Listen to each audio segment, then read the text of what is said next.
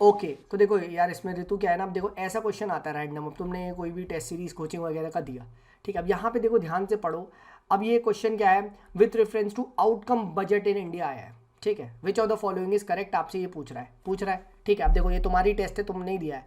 अब देखो outcome budget मुझे भी नहीं पता, ये एक क्या है, ये एक आप कह सकते हो एक ऐसा टॉपिक है जो जनरली हम लोग नहीं पढ़ते, ठीक है। बट अब मैं इस क्वेश्चन को I will try to do it, मैं कर सकता हूँ by using any kind of some common sense और लॉजिक, ठीक है। अगर यस तो मैं करता, नहीं तो नहीं करता। तो पहली बात तो क्वेश्चन कैसे जज करना है कि करना है या नहीं, वो ऐसे है कि you read the question, if you know it तो करो, नहीं तो अगर तुम्हारा कुछ लॉजिक वगैरह चल रहा है, कोई common sense, can I do something, तो करो, नहीं तो बिल्कुल छोड़ो।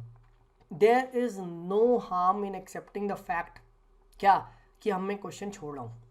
समझ में आ रहा है तुम्हें? पहले हाँ ना में जवाब दो, क्या यस करना सर। है। अब देखो ये क्वेश्चन आया with reference to outcome budget in India. अब आउटकम बजट क्या, नाम में लिखा है कुछ आउटकम से रिलेटेड होगा, कि बजट का आउटकम के बेसिस पे कुछ होगा। तो लेट्स रीड द क्वेश्चन कि it list the projected outcomes under various schemes and programmes.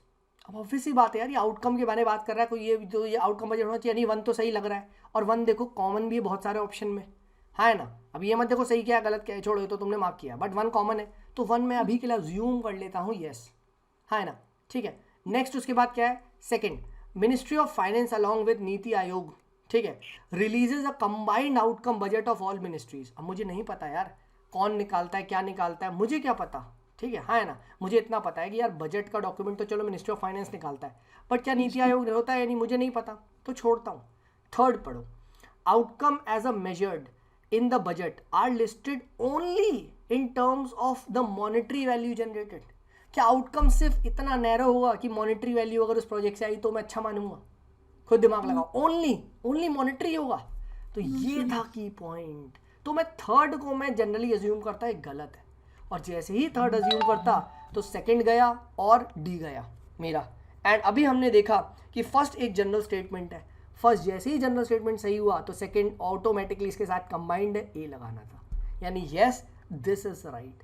अब कोई बंदा या तुम्हारा ये क्यों गलत हुआ, तुम पहले मुझे बताओ कि तुमने ये क्वेश्चन को क्यों 1 on 3 मार्क करा, ठीक है, और क्यों तुमने बी को सही मतलब बी को गलत मार्क किया, तुम बताओ तुमने कैसे करा, मुझे पहले बताओ, ठीक है। सर मुझे लगा कि नीति आयोग क्यों ही फाइनेंस मिनिस्ट्री के साथ बजट प्रिपेयर करेगी, फर्स्ट।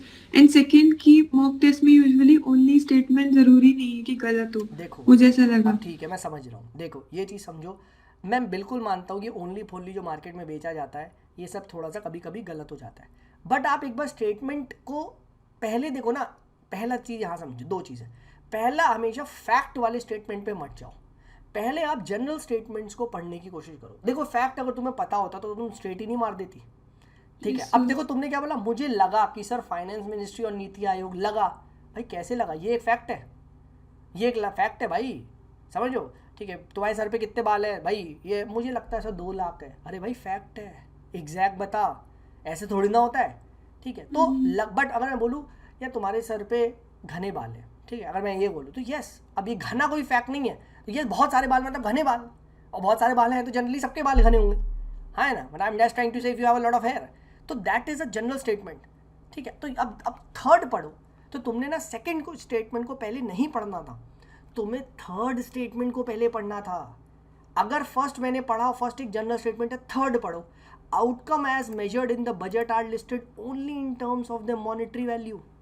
तो तुम बोलती यार कैसे पॉसिबल है, आउटकम तो हमेशा हम ये देखते ना, कई बार आउटकम पैसों से नहीं देखा जाता, कई बार ऐसा होता है कि सपोज करो कोई स्कीम लाई गई, उससे भाई वुमेन का पैसों से फ़ायदा नहीं हुआ, बट उनका एम्पावरमेंट हो गया, लेटेस्ट से उनका डोमेस्टिक वायलेंस कम हो गया, उनका सेक्सुअल हैरेसमेंट कम हो गया। अब इसको पैसे से कैसे तोल दोगे, बट स्टिल यस सर। क्या ये स्कीम अच्छी नहीं है, क्या इस स्कीम का आउटकम नहीं था, बिल्कुल था। तो ऐसे काउंटर क्वेश्चन करो, then you will see your doubts धीमे धीमे क्लैरिटी आएगी, तो तुम बोलोगे हाँ यार सर थर्ड कैसे, तो थर्ड तो मैं पक्का मानूंगी, और थर्ड को जैसे इलिमिनेट करूँगी, फर्स्ट तुमने अभी देखा कि सर आउटकम है तो आउटकम के रिगार्डिंग होगा, तो आंसर आया था, तो सेकंड ऑटोमेटिकली सही हो गया। तो एक फैक्ट जिसको तुम्हें नहीं पता था वो ऑटोमेटिकली क्वेश्चन में सही हो रहा था, हो रहा है, देखा। तो यस दो सर। क्वेश्चन टफ था बट इसके सॉल्यूशन, इसका ऑप्शन ईजी थे, तो ये क्वेश्चन डूएबल था, राइट। 21% ने इसको करेक्टली आंसर किया है, राइट। आई फील मोर को करना चाहिए था, राइट, ये इनकी टेक्स्ट बुक वालों की टेस्ट सीरीज ने, बट स्टिल ठीक है। तो ये चीज़ तुम्हें समझना है, इस चीज़ को समझो, इस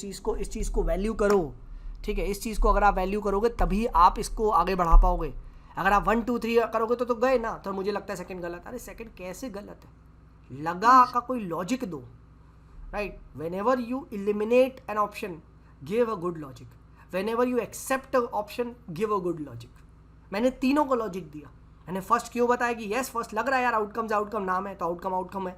सेकंड मुझे नहीं पता था, मैंने अभी के लिए छोड़ दिया। थर्ड मैंने अभी तो मैं काउंटर दे दिया, आंसर आ गया इसका, मतलब सेकंड सही है।